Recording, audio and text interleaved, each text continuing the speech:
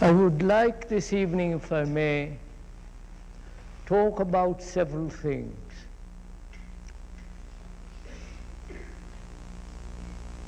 About relationship,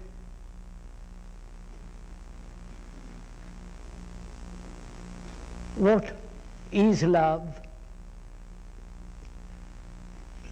and the whole human existence in which is involved our daily living, the enormous problems one has, the conflicts, the pleasures and fears, and that most extraordinary thing one calls death.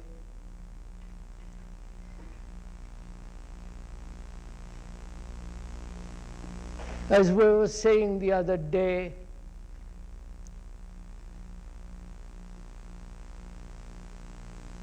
I think one has to understand this not as a theory, not as a speculative, entertaining concept, but rather as an actual fact that one is the world and world is us. We are the world. And the world is each one of us.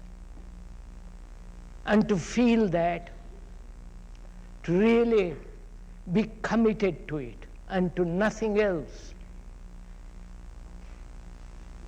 is, and not only brings about a feeling of great responsibility and an action that must be not fragmentary but as a whole. I think we are apt to forget that our society, the culture in which we live, in which we have been brought up, which has conditioned us, is the result of human endeavor, human conflict, human misery, human suffering. And the two, the culture and the individual and the community, is each one of us. We are not separate from it. Now, to feel this, not as an intellectual idea or a concept, but to actually feel the reality of this, one has to go into the question of what is relationship. Because our life, our existence, is based on relationship. Life is a movement in relationship. And if we do not understand what is implied in relationship, we inevitably not only isolate ourselves, but create a society in which human beings are divided, not only nationally, religiously, but also in themselves, and therefore project what they are in the outer world.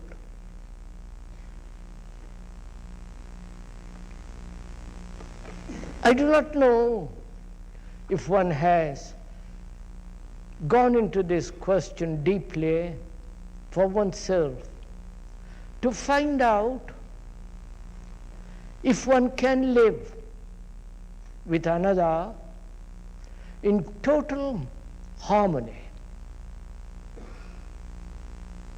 in complete accord,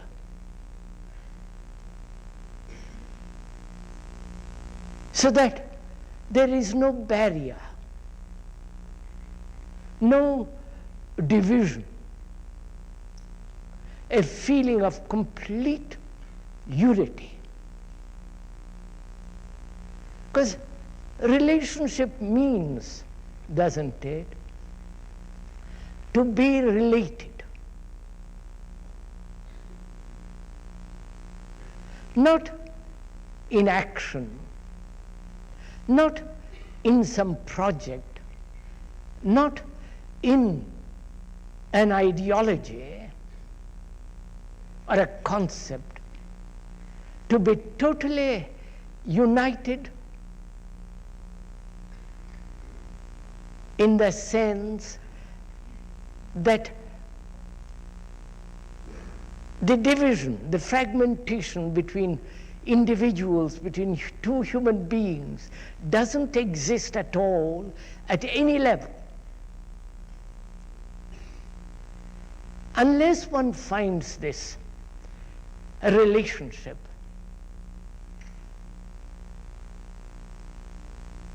it seems to me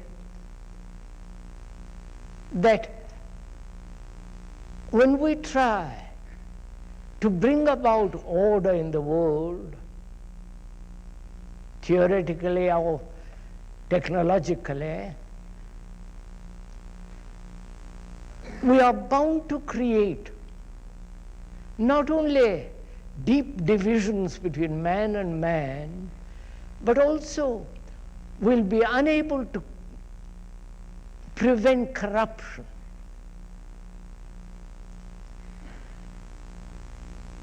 Corruption begins in the lack of relationship. I think that is the root of corruption.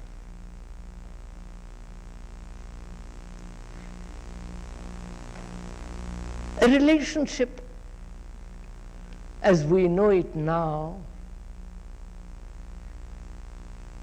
is the continuation of division between individuals. And that word, individual, the root meaning of that word means indivisible.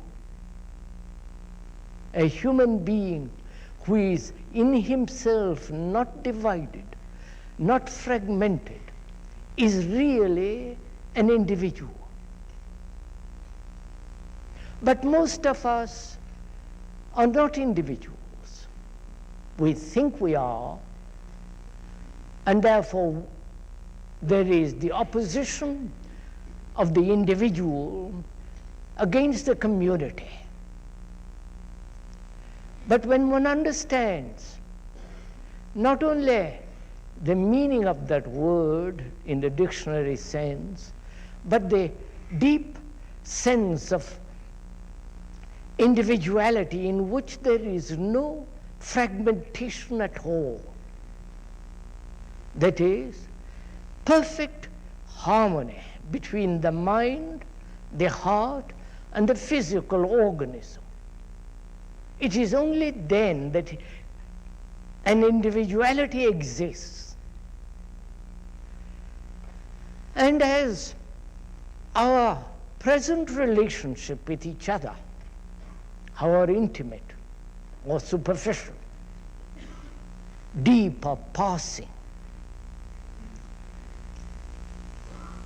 if we examine it closely, is fragmented. The wife or the husband or the boy or the girl lives in his own cocoon. He lives in his own ambition, personal and egotistic pursuits, envious. And all these contribute to the factor of bringing about an image in himself, and therefore his relationship with another is through that image. And therefore there is no actual relationship. I do not know if one is aware of this image one has, if you are actually aware the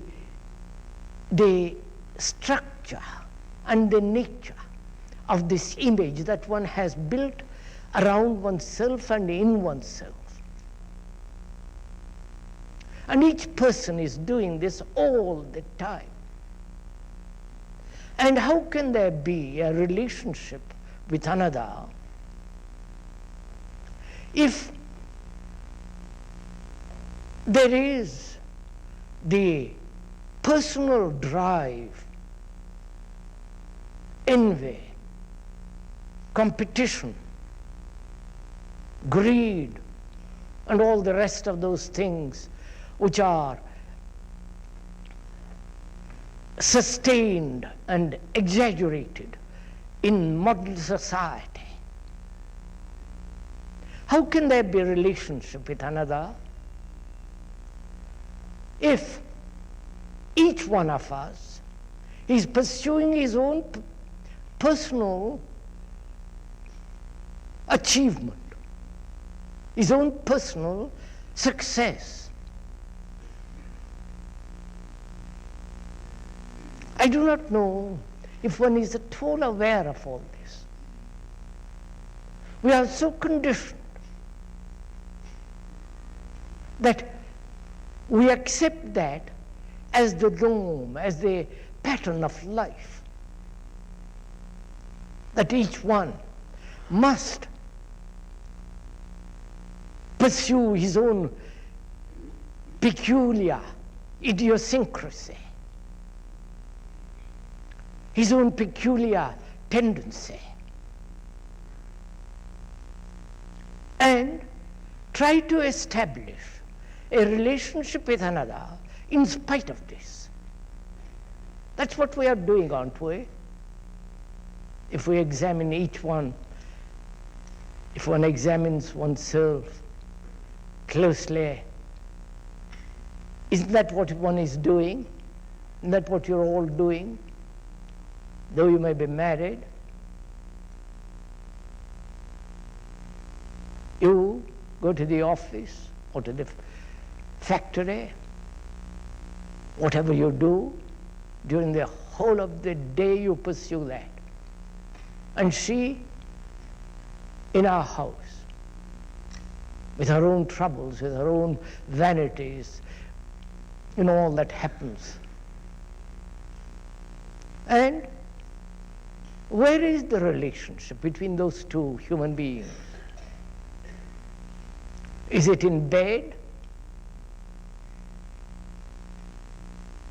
In sex? And is this a relationship so superficial, so limited, so circumscribed? Is that not in itself corruption?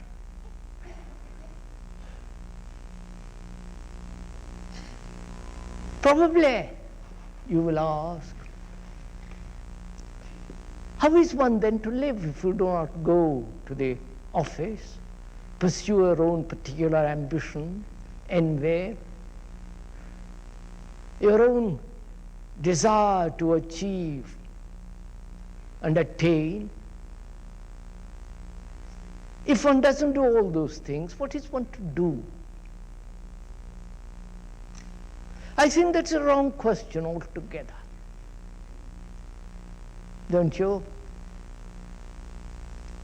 Because we are concerned, aren't we, in bringing about a radical change in the whole structure of the mind.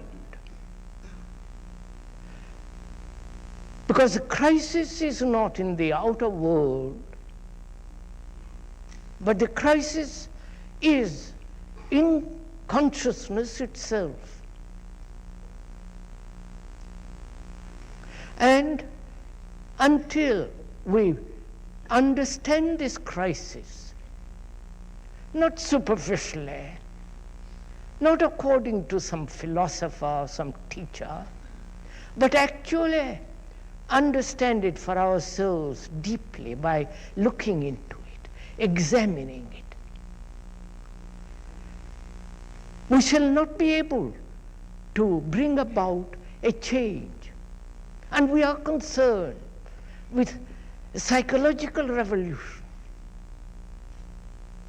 And the revolution can only take place when there is the right kind of relationship between human beings.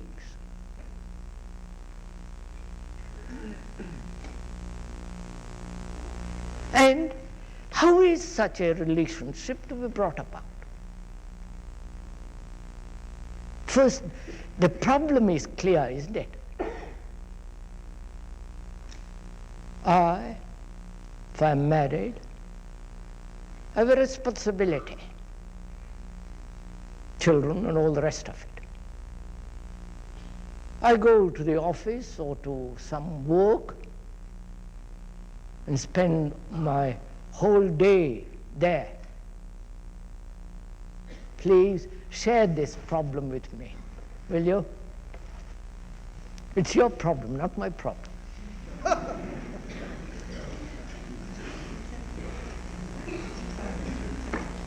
It's your life, not my life. It's your sorrow, your trouble, your anxiety, your guilt, the great weight of sorrow.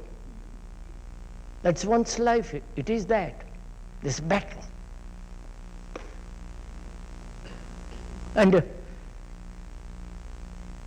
you don't merely, if you listen merely as a description, to a description, then you'll find that you're merely swimming on the surface and not resolving any problem at all. So as it is actually your problem, and the speaker is merely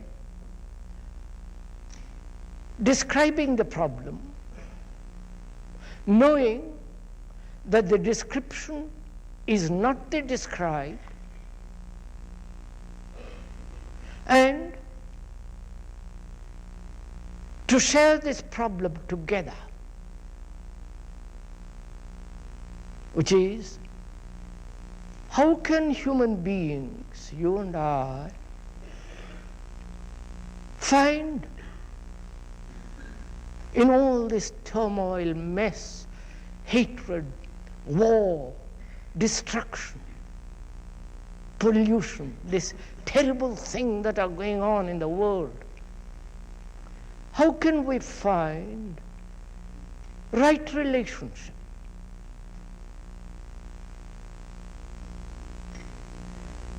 To find that out, it seems to me, one must examine actually what is taking place.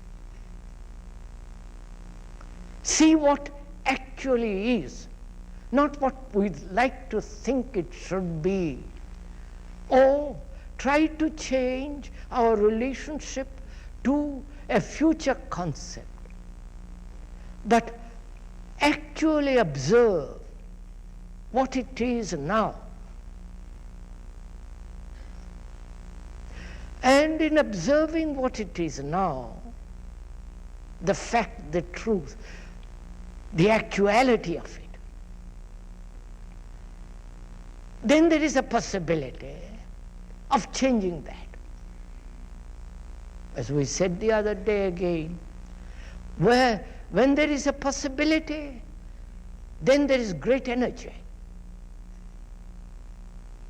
What dissipates energy is the idea that is not possible to change.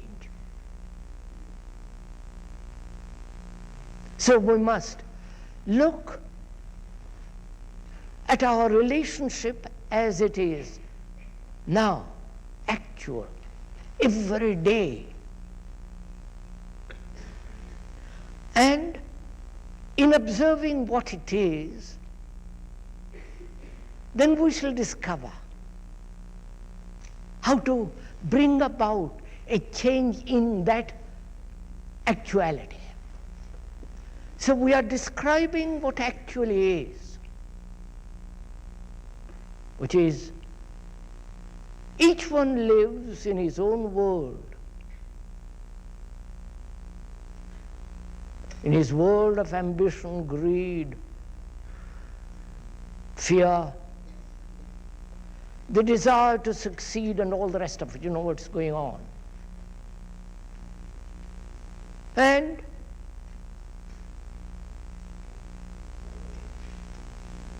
we meet each other, husband and wife, or a boy and a girl, in bed.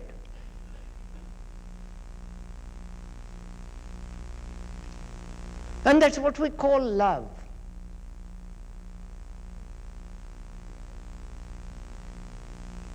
Leading separate lives, isolated. Build a wall of resistance around ourselves, self-centered activity. Each one is seeking security psychologically. Each one depending on the other for comfort, for pleasure, for companionship. Because each one is so deeply lonely.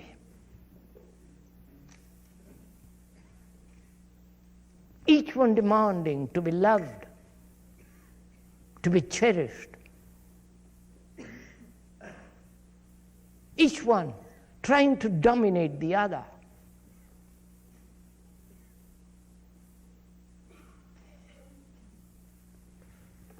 And seeing this, which is fairly observable, which you can see it for yourself if you observe yourself, what is there any kind of relationship at all?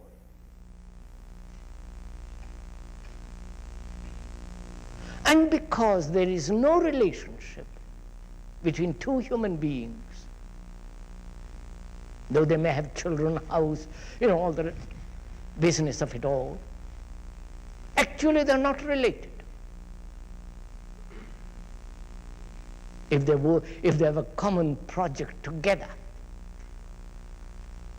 that project sustains them, holds them together, but that's not relationship.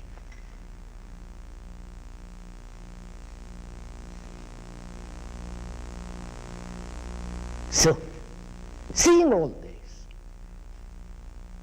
and seeing that if there is no relationship between two human beings, then corruption begins.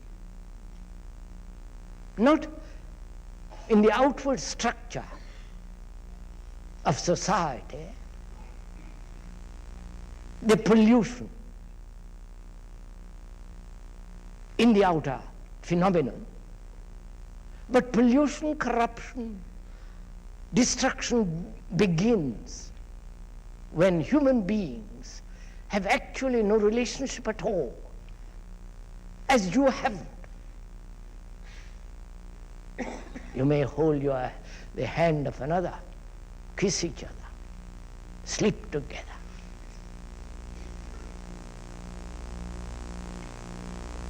But actually, when you observe very closely, is there any relationship at all? Which means to be related. Not dependent on each other, not escape from your loneliness through one another,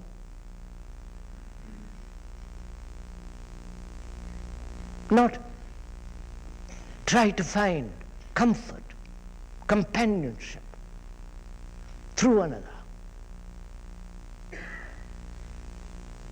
When you do seek comfort, dependence, and all the rest of it through another, can there be any kind of relationship? Or you're using each other. We are not being cynical, but actually observing what is. And that's not cynicism.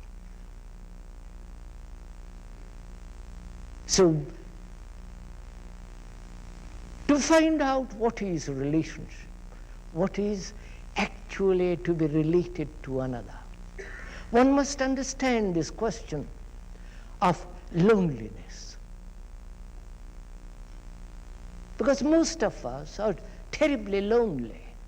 The older we grow, the more lonely we become, especially in this country. Have you noticed the old people, what they're like?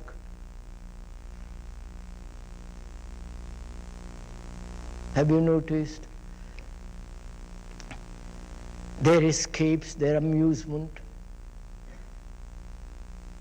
They've worked all their life and they want to escape into some kind of entertainment. And to see and to find out a way of living in which we don't use another, psychologically, emotionally, not depend on another, not use another as a means of escape from your own tortures, from your own despairs, from your own loneliness.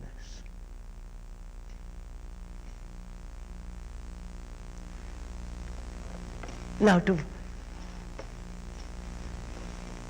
understand it, that is, to understand what it means to be lonely,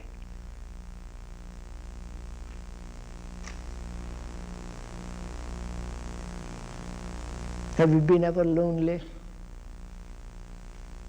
You know what it means? That you have no relationship with another, completely isolated. You may be with your family in a crowd or in the office, wherever you are. This thing suddenly comes upon you. Complete sense of utter loneliness with its despair.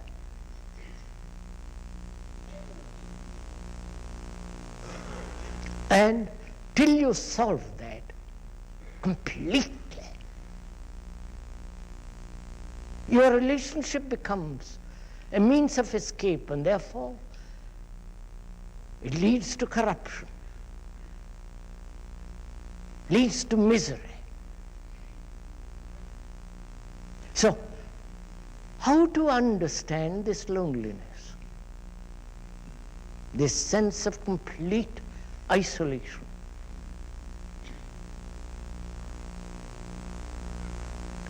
To understand it, one has to look at our own life. And isn't every action that you're doing a self-centered activity? You may occasionally be charitable, occasionally generous, do something without any motive. Those are rare occasions. But actually, the despair can never be dissolved through escape, but by observing it. So we'll come back to this question, which is how to observe. How to observe ourselves so that in that observation there is no conflict at all. Because conflict is corruption. Conflict is waste of energy.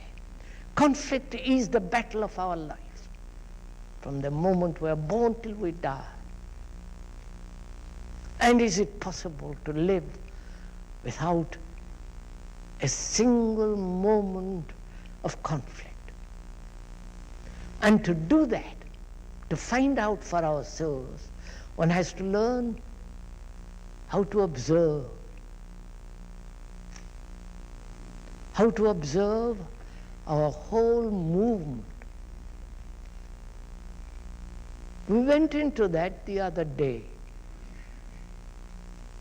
There is observation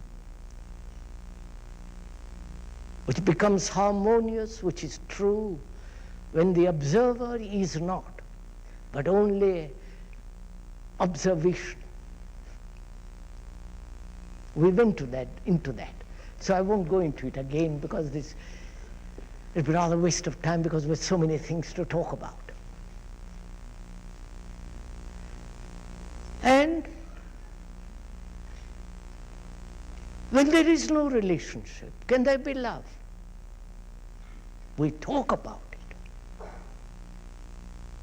And love, as we know it, is related to sex and pleasure. Isn't it?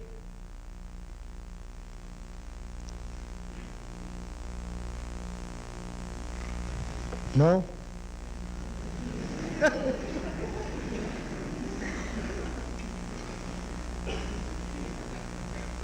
Some of you say no.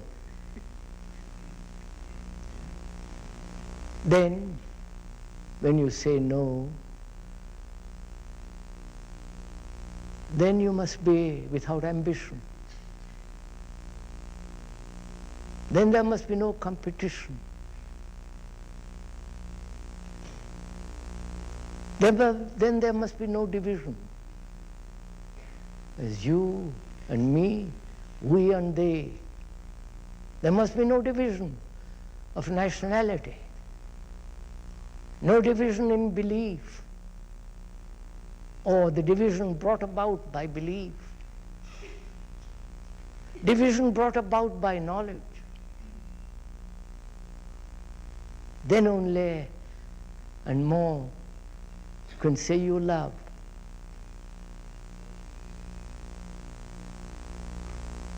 But for most people, love is related to sex and pleasure. And all the travail that comes with it, jealousy, envy, antagonisms. You know what happens between man and woman. When that relationship is not true, real, deep, completely harmonious, then how can you have in the world peace? How can there be then an end to war? So relationship is one of the most, or rather the most important thing in life.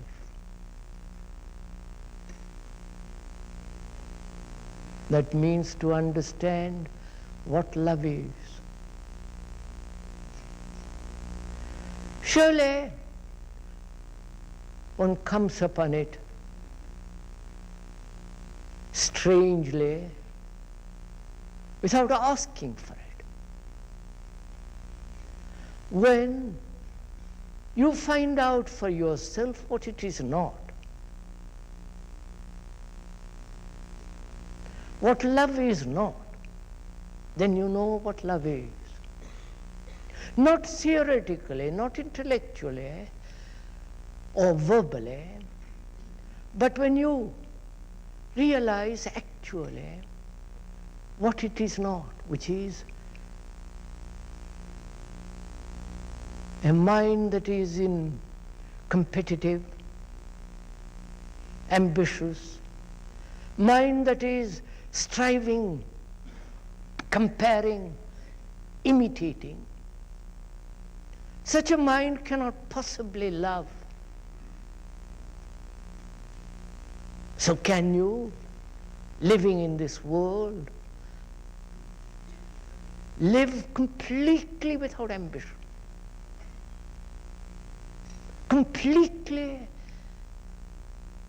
never comparing yourself with another.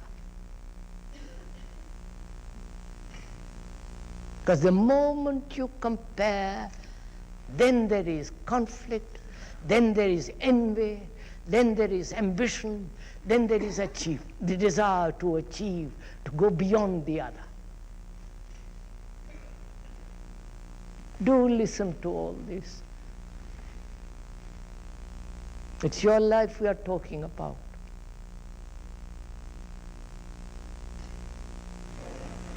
Can a mind and a heart that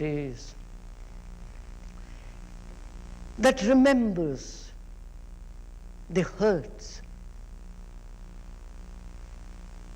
the insults, the things that have made it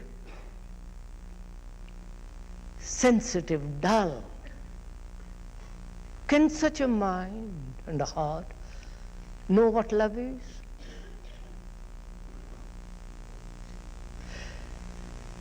Is love pleasure? And yet that's what we are pursuing, consciously or unconsciously. Our gods are the result of our pleasure. Our beliefs, our social structure, the morality of society, which is essentially immoral, is the result of our pursuit for pleasure.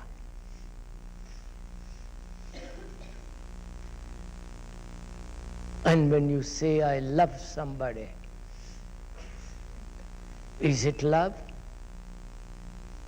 That means no separation, no domination, no self-centered activity.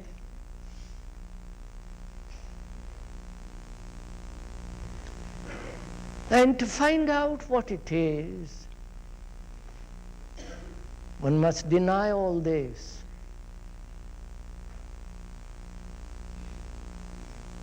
Deny in the sense, see the falseness of it. When you see something false, which we have accepted as true, as natural, as human, when you once see that, and one can never go back to it. You know, when you see a dangerous snake or a dangerous animal, never play with it anymore. Never come near it. Similarly, when you see that love is none of these things, actually see it, feel it, observe it, chew it.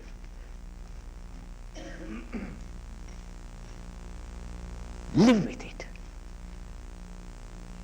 Be committed to it, totally. Then you know what love is. Then you will know what compassion is, which means passion for everyone. And we have no passion.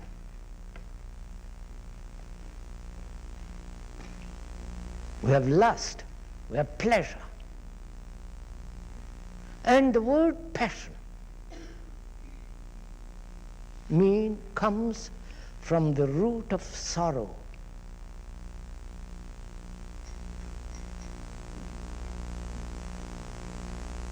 We have all had sorrow of some kind or another, losing somebody. The sorrow of self-pity, the sorrow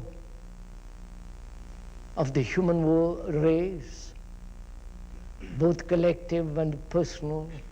We know what sorrow is. Death of someone whom you consider that you have loved. And when we remain with that sorrow totally, without any escape,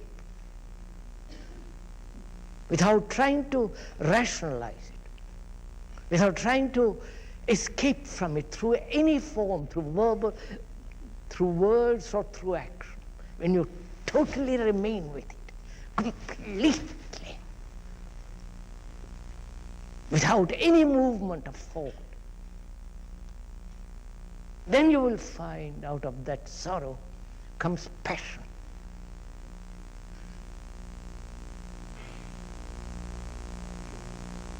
Then that passion has the quality of love. Because love has no sorrow.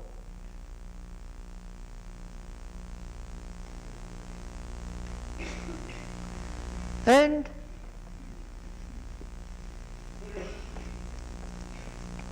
when one understands this whole question of existence, the conflicts, the battles, you know, the life that one leads, so empty, so meaningless. And the intellectuals try to give a meaning to life, a significance to life. And we also want to find significance to life, because life has no meaning as it is lived. Has it? The constant struggle, the endless work,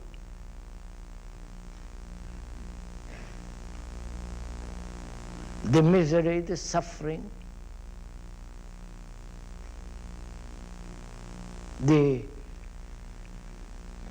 travail that one goes through life, all that has no meaning actually. We go through it as a habit. But to find out what the significance of this existence is, one must also understand the significance of death.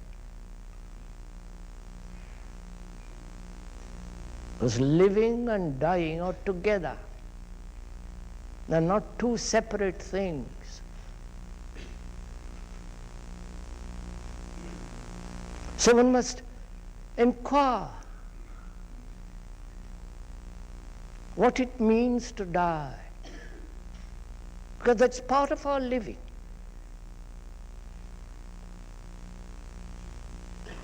Not something in the distant future to be avoided.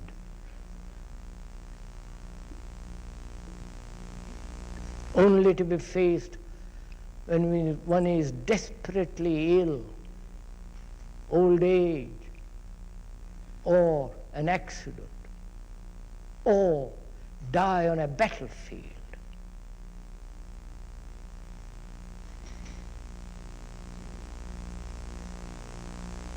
So it is part of our life, our daily life, as it is part of our daily life to live without a single breath of conflict. Part of a life to find out what it means to love. So it is. That is also a part of our existence.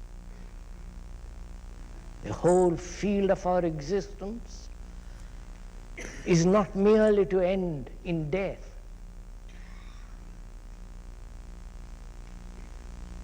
So one must understand it. Now, how do we understand what death is?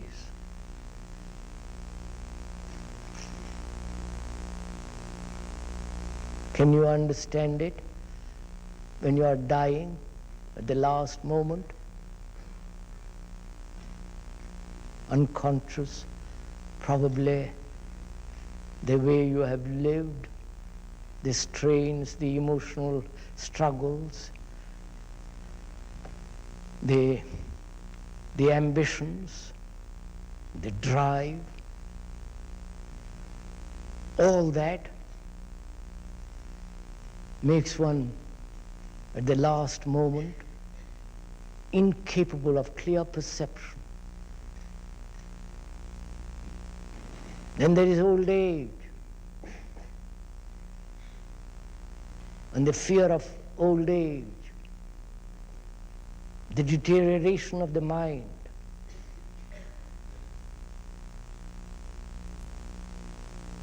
and all the rest of it.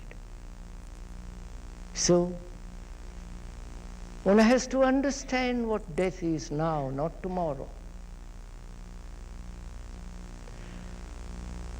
If you observe, thought doesn't want to think about it.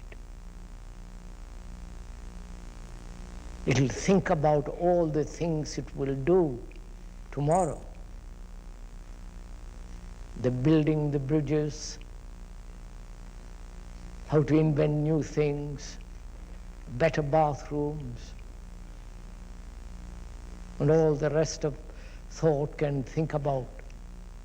But it doesn't want to think about thought, about death, because it doesn't know what it means.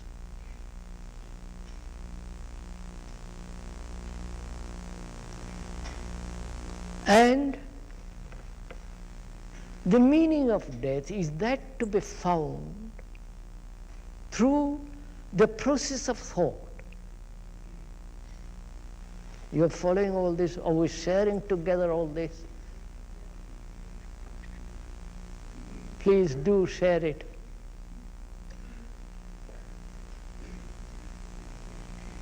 When we share it, then we will begin to see the beauty of all this. If you sit there and let the speaker go on, merely listening to his words, then we don't share together. Sharing together implies a certain quality of care, attention, affection, love. And death is a tremendous problem. And the young people may say, why do you bother about it? But it's part of their life. It's part of their life to understand celibacy. Not just, why do you talk about celibacy? That's for the old fogies. That's for the stupid monks. But that also has been a problem for human beings. Not invented by the priests or by the recent Catholics. It has been a problem for 5,000 years. What it means to be celibate.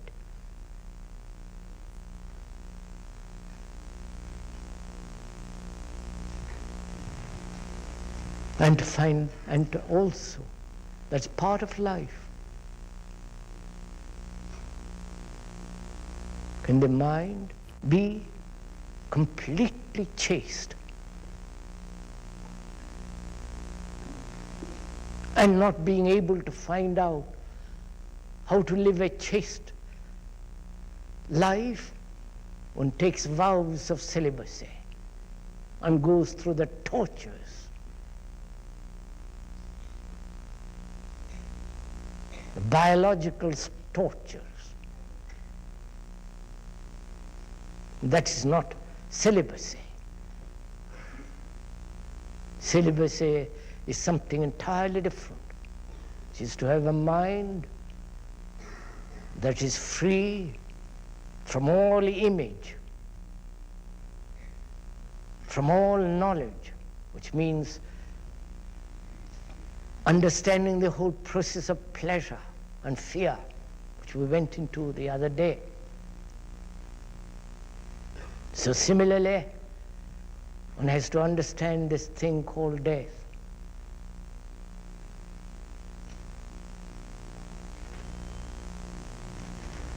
Now, how do you proceed to understand something of which you are terribly frightened?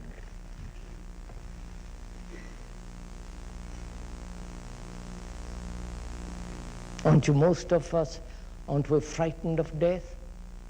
Or say, thank God I'm going to die. I've had enough of this life with all the misery of it, the confusion, the shoddiness of it, the petty wrangles, the butchery, the brutality, the violence, all the mechanical things in which one is caught. Thank God all this will end. That's not an answer.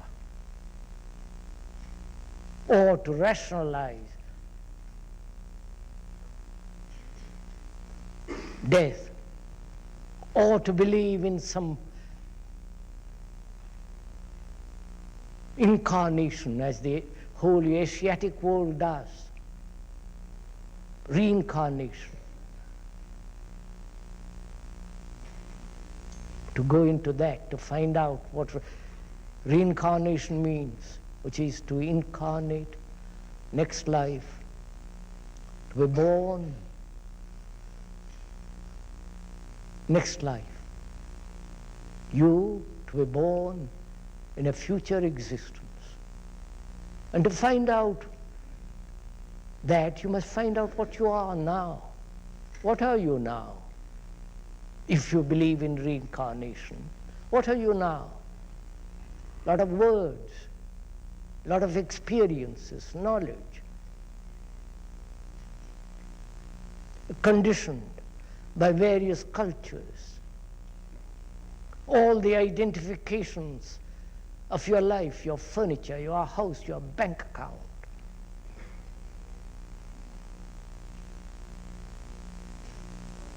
Your experience of pleasure and pain. That's what you are, aren't you? Remembrance of things. The failures, the hopes, the despairs, all that you are now. And that is going to be born next life. Lovely idea, isn't it?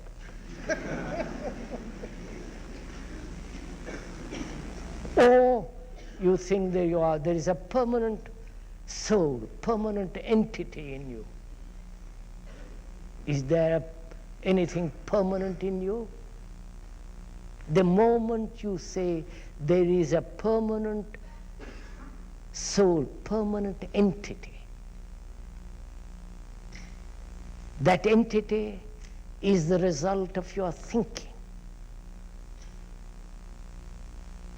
or the result of your hope, because there is so much insecurity, so much, everything is transient, in a flux, in a movement. So when you say there is something permanent, that permanency is the result of your thinking. And thought is of the past. Thought is never free. It can invent anything it likes. So, if you believe in the future birth, then you must know that the future is conditioned by the way you live now. What you do now, what you think, what your acts are, what your way of your ethics. So what you are now, what you do now, matters tremendously. But those people who believe in a future birth don't give a pin what happens now. Just a matter of belief. So, how do you find out what death means? Living with vitality, with energy, healthy.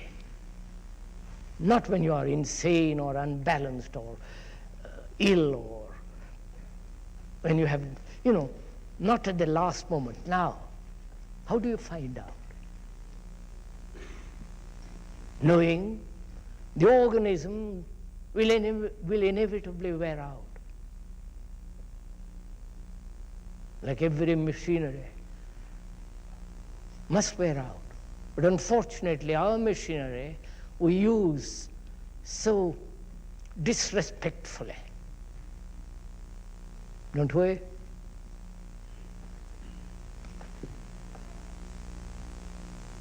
So, how do you find out what it means to die? Knowing the physical organism comes to an end. Have you ever thought about this? Thought, you can't think about it. Have you ever experimented with this? To find out what it means to die psychologically, inwardly.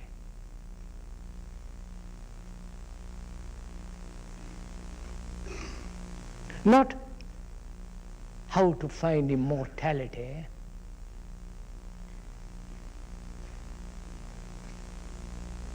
because eternity, with that which is timeless, is now. Not in some distant future. And to inquire into that, one must understand the whole problem of time. Not only the chronological time by the watch, but the time the thought has invented as a gradual process of change. So how does one find this strange thing that we'll all have to meet one day or another? How do you find out?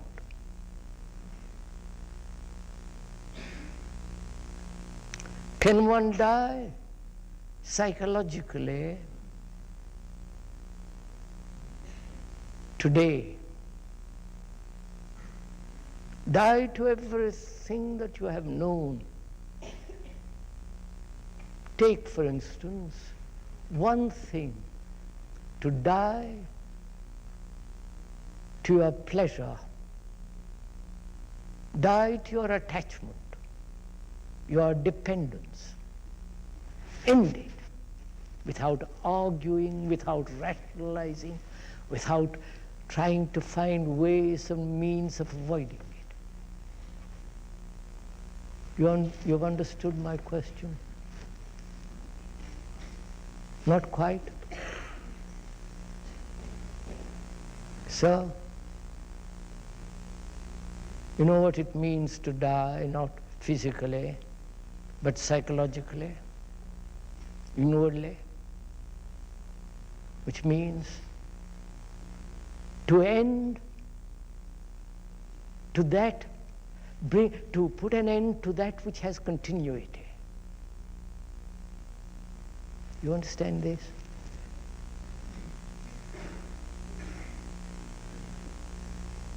To put an end to your ambition. Because that's what's going to happen when you die, won't it? You can't carry it over and sit next to God.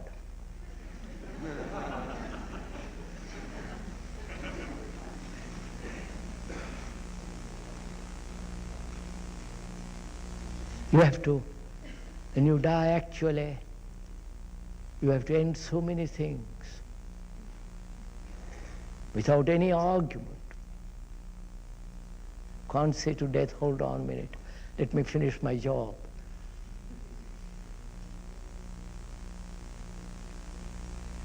Let me finish my book, the things which I have not done.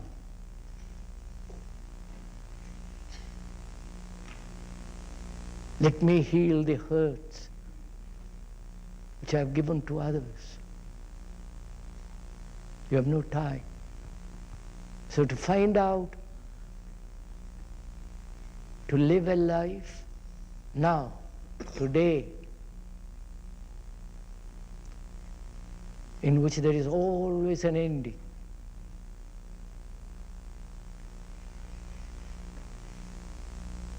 Ending to everything that you began. Not your office, of course, or but inwardly to end all the knowledge that you have gathered.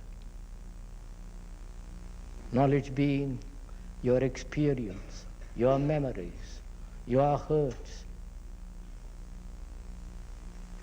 the pain, the comparative way of living, comparing ourselves always with somebody else. To end all that every day, so that your mind the next day is fresh and young, and such a mind can never be hurt. That is innocency. So one has to find out for oneself what it means to die. Therefore, no fear. Therefore, every day is a new day. And I really mean this. One can do this so that your mind and your eyes see life as something totally new. And that is eternity. That is the quality of a mind that has come upon this timeless state, because it has known what it means to die every day to everything that it has collected during the day. Then in that there is love, surely. Love is something totally new every day. But pleasure is not. Pleasure has a continuity. Love is always new. Therefore it is its own eternity.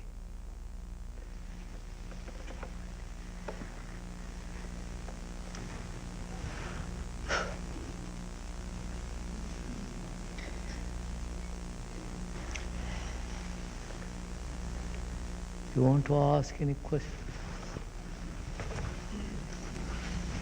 Well, supposing, sir, to complete objective self-observation, I find that I am greedy, sensual, selfish, and all that. Then how can I know whether this kind of living is good or bad unless I have already some preconceptions of the good? And if I have those preconceptions, they can be derived from self-observation. Quite so. Then I also find another difficulty. You seem to believe in sharing, but at the same time you say that two lovers or husband and wife cannot base their love, should not base their life on comforting each other. I don't see anything wrong in comforting each other. That is sharing. Right.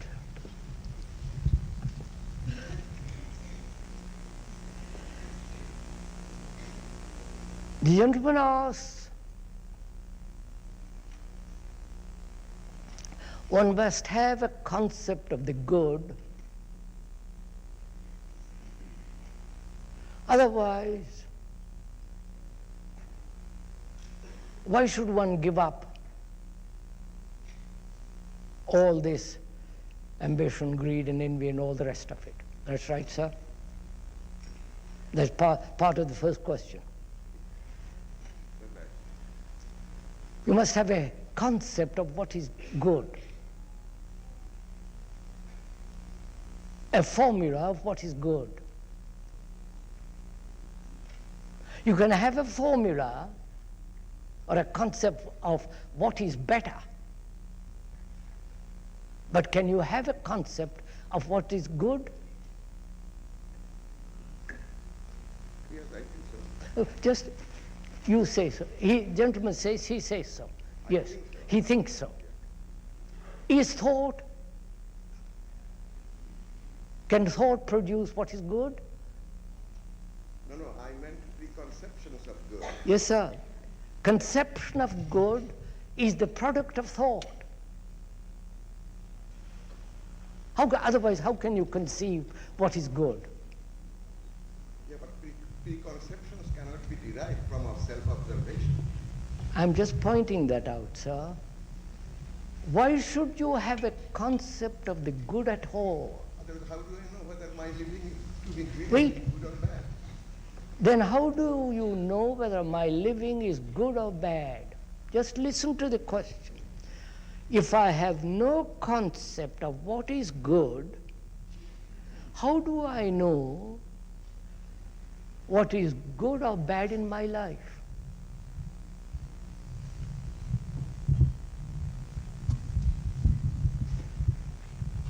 Don't we know what is conflict? Do I have to have a concept of non-conflict before I understand conflict, before I am aware of conflict? I know what conflict is.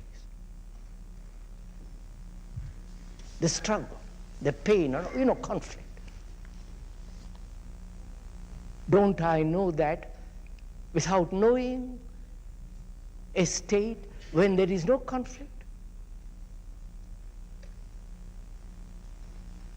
And when I formulate what is good, I will formulate it according to my conditioning, according to my way of thinking, feeling, my peculiar idiosyncrasy, all the cultural conditioning. And is the good to be projected by thought, and will thought then tell me what is good and bad in my life? Or goodness has nothing whatsoever to do with thought or with formula?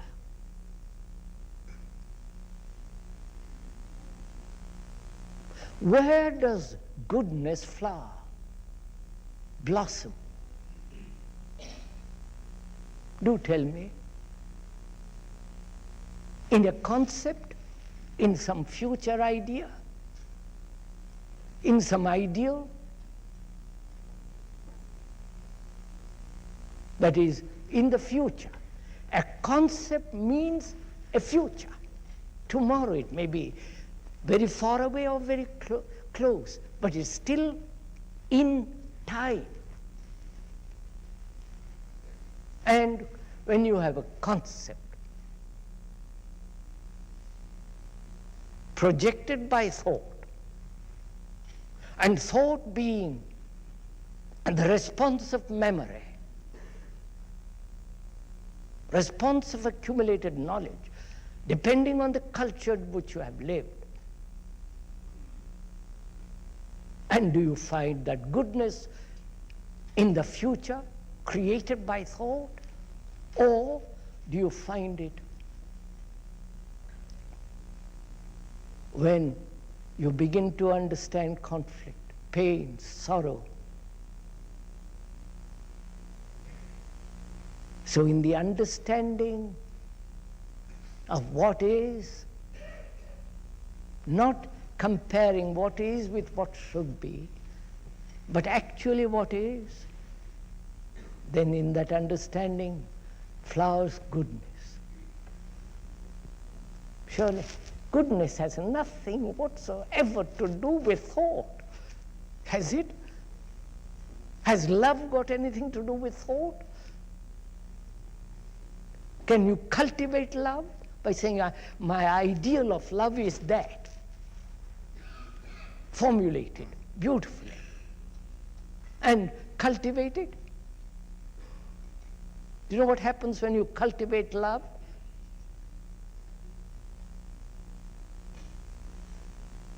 You're not loving. You will think you will have love in some future date. In the meantime, you're being violent and all the rest. So, is goodness the product of thought?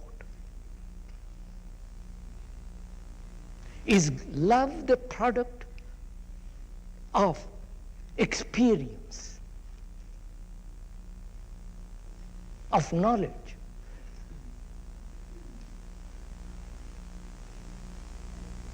And the second question, sir? Second question was about sharing. Sharing. In relation to yes. Comfort. Yes. Sharing.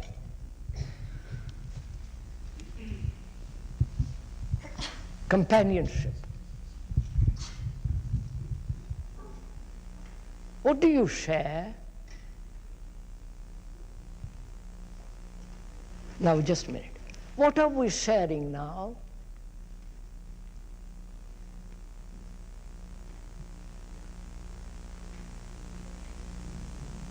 We talked about death. We talked about love.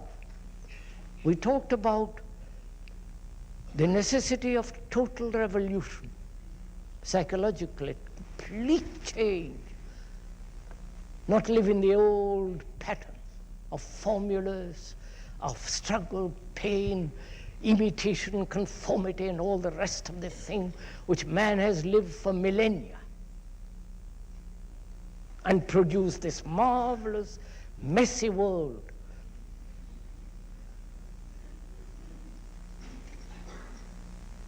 Now, we've talked about death.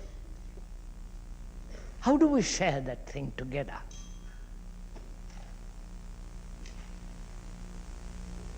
Share the understanding of it, not the verbal statements of it, not the description of it, not the explanation of it, which are all verbal, but share. What does that mean? Share the understanding of, share the truth of it, right? The truth which comes with the understanding of this, right? So, what does understanding mean? When do you understand?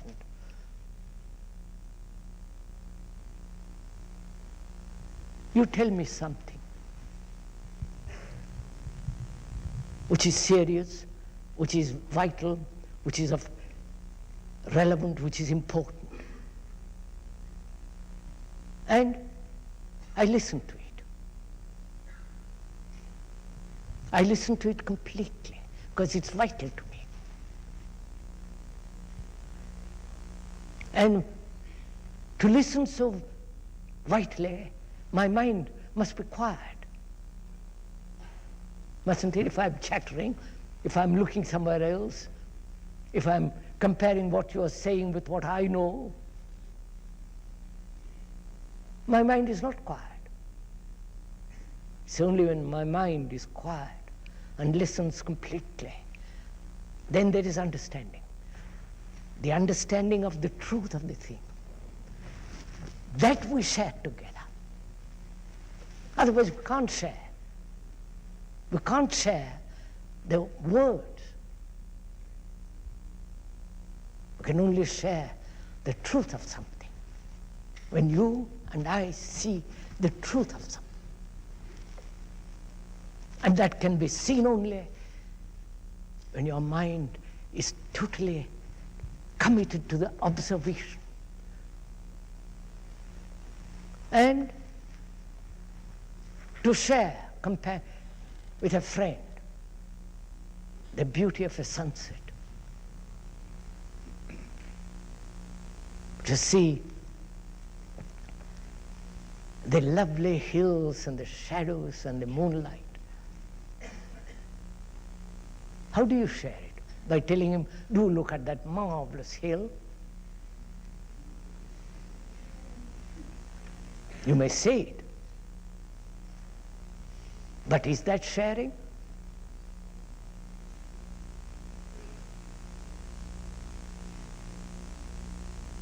When do you actually share something? Which means to share something with another, you must have, both of them must have the same intensity, at the same time, at the same level. Otherwise you can't share, can you?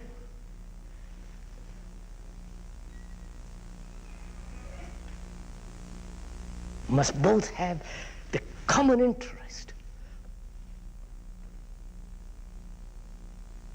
the same, with the same intensity, with the same, at the same level, with the same passion. Otherwise, how can you share something?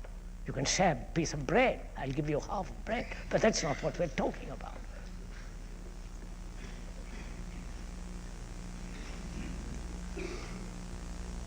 And to see together, which is sharing together, we must, both of us see, not agree or disagree, but see together what actually is. Not interpret it according to my stupid conditioning or your conditioning, but see together what it is. And to see together, one must be free to observe. One must be free to listen.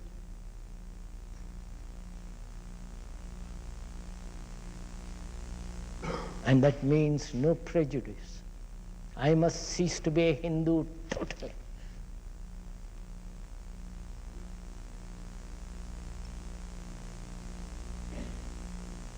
Then only with that quality of love there is sharing. Yeah. Yes, please. How can you quiet the mind? How can one quiet the mind or free the mind from interruptions of the past? When I understand. You've understood the question, so I won't repeat it.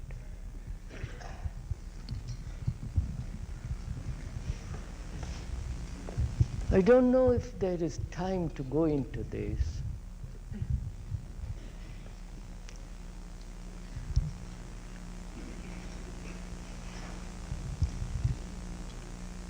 You cannot quieten the mind, full stop.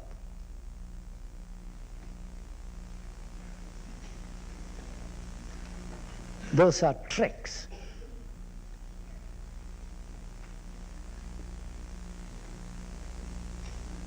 You can take a pill and make the mind quiet. You cannot absolutely make the mind quiet, because you are the mind, right? You can't say, I will make my mind quiet.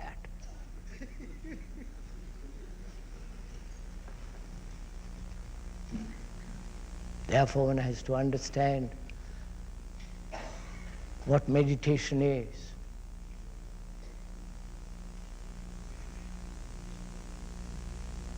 Actually, not what other people say what meditation is, that's stupid. But find out whether the mind can never be quiet. Not how to make the mind quiet. Therefore, one has to go into this whole question of knowledge, and whether the mind, which includes the brain, whether the brain cells which are loaded with all the past memories, whether those brain cells can be absolutely quiet and come into function when necessary, and when not necessary, be completely and wholly quiet. Perhaps we can talk about that tomorrow when we discuss what meditation is. Shall we? Yes. Because it will take too long. Yes, sir, I have a question. Beg pardon?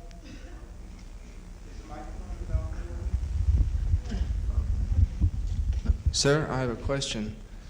You were talking about the sharing of experience.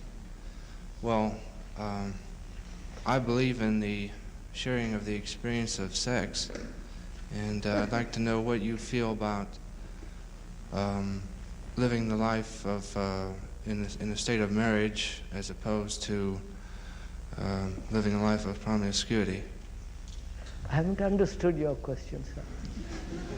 I'm sorry. Would you speak a little clearer or make it shorter? Well, you know, I believe in sharing the experience of sex. Like you share the experience of a sunset with someone. Well, you share the experience of sex also with someone.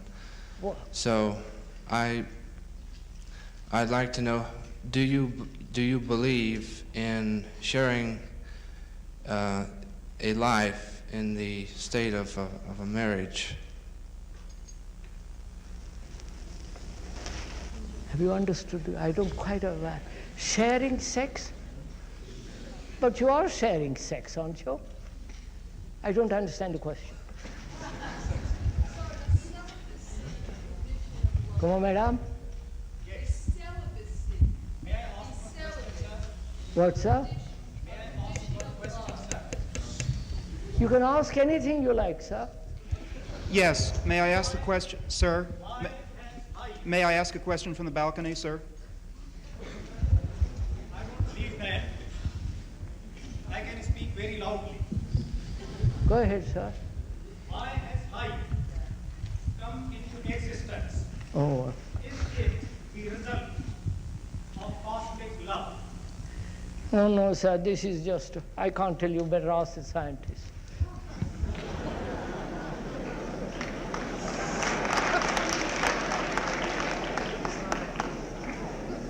Sir, No, when... sir. Just listen, sir. Don't ask, please, if I may most respectfully suggest, don't ask theoretical questions. Sir, when you speak of relationships, you speak always of a man and a woman, or a girl and a boy. Oh, Would the same things you say about relationships also apply to a man and a man, or a woman and a woman? homosexuality. If you wish to give that name, sir, yes. So you see, so when we are talking about love, whether it's man, man, woman, woman, or man, woman, we're not talking of a particular kind of relationship. We are talking about the whole movement of relationship.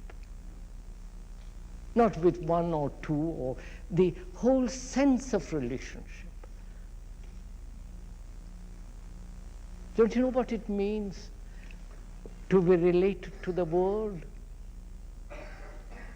When you feel you are the world, not as an idea, that's appalling, but actually to feel that you are responsible, that you are committed to this responsibility. And that's the only commitment, not committed through bombs or committed to a particular activity, but to feel that you are the world and the world is you. unless you change completely, radically, bring about a total mutation in yourself. Do what you will. Outwardly, there will be no peace for man. If you feel that, in your blood,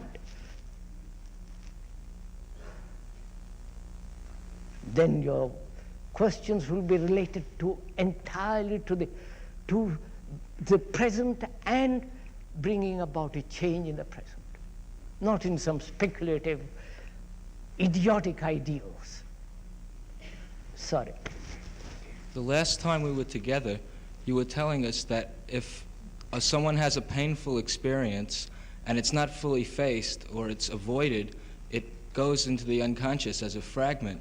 How are we to free ourselves from these fragments of painful and fearful experiences so that the past won't have a grip on us? How does one free oneself from this conditioning? Yes, sir, that's conditioning. How does, is it time to stop? Just a minute, I must stop.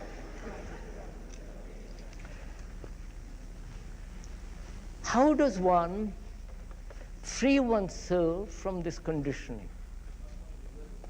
Just, sir, take that, good enough. Let's take that. How do I free myself from my conditioning of a culture in which I was born, as a Hindu, as a Brahmin, all the rest of it, or as a Catholic, Protestant, or a Baptist, and God knows what else. Now, how do I free myself from this vast propaganda?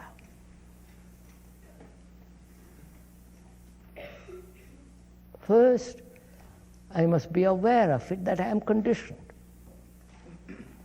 Not somebody tells me that I am conditioned. You understand the difference? If somebody tells me I am hungry, that's something different from actually being hungry. So I must be aware of my conditioning, which means I must be aware of my conditioning not only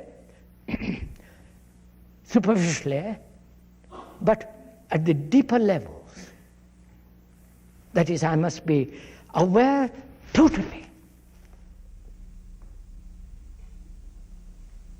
First of all, to be so aware means that I'm not trying to go beyond the conditioning. You understand? I'm not trying to be free of the conditioning.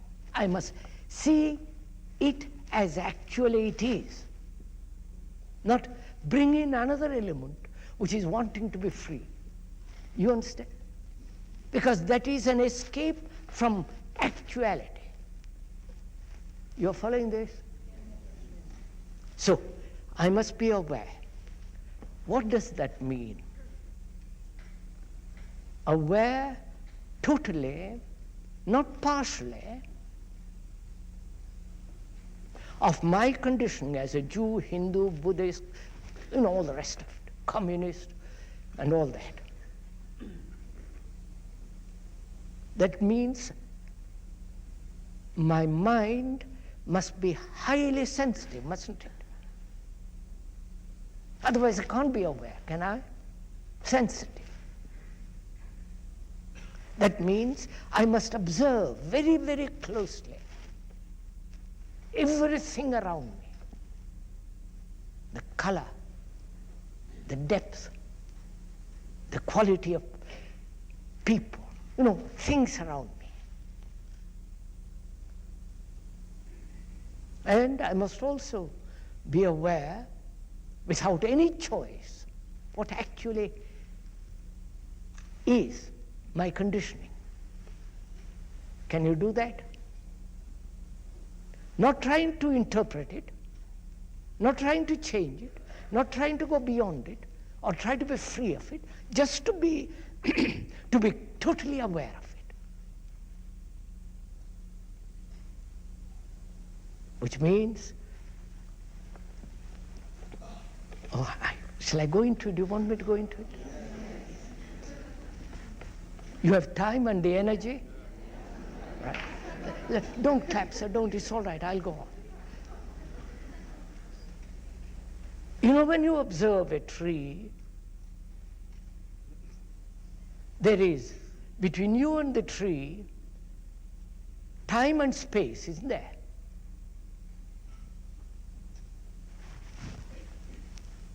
And there is also knowledge about the tree,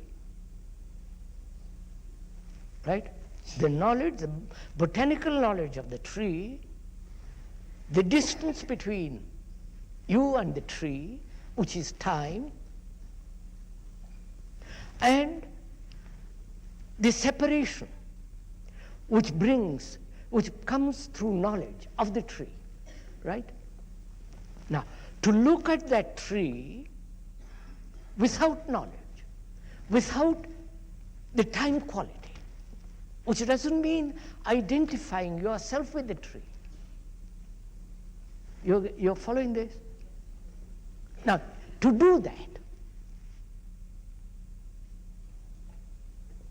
that is to observe a tree so attentively that the boundaries of time doesn't come into it at all.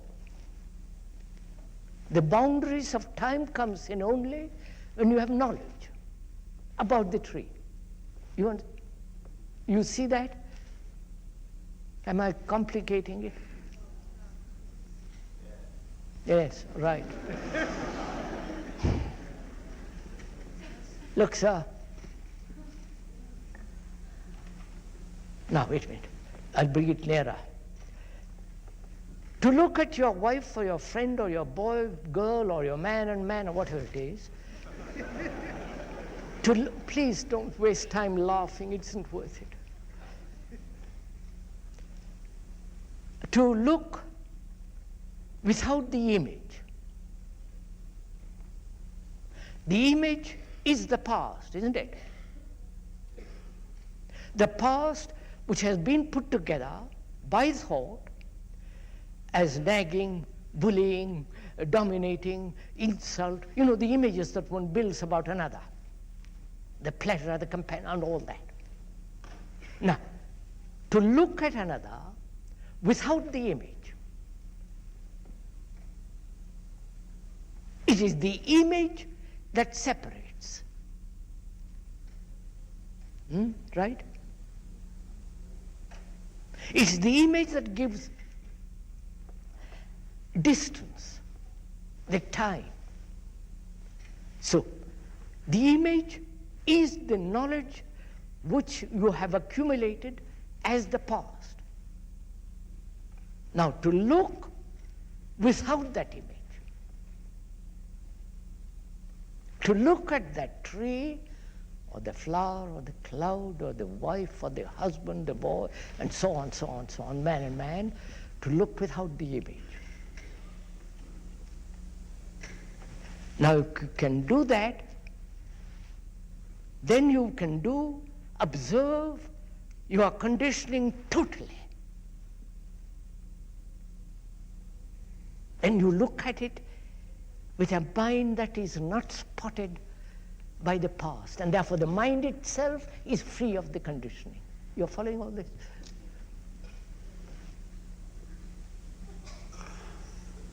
Look, sir, to look at myself, we generally do as an observer looking at the observed. Myself as the observed, and the observer looking at it.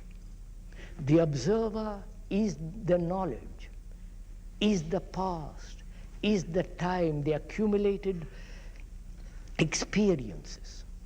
He separates himself from the thing observed, right? Now, to look without the observer. And you do this You do this when you are completely attentive. You know what it means to be attentive? Don't go to school to learn to be attentive. To be attentive here, it means to listen without any interpretation, without any judgment, just to listen.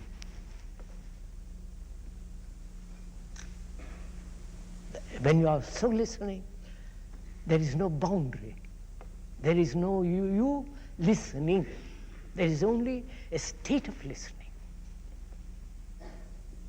So when you observe your conditioning, the conditioning exists only in the observer, not in the observed. Right? So to look without the observer, without the me, his fears, his anxieties, and all the rest of it. Then you will see, if you would so look, you enter into a totally different dimension. Don't you?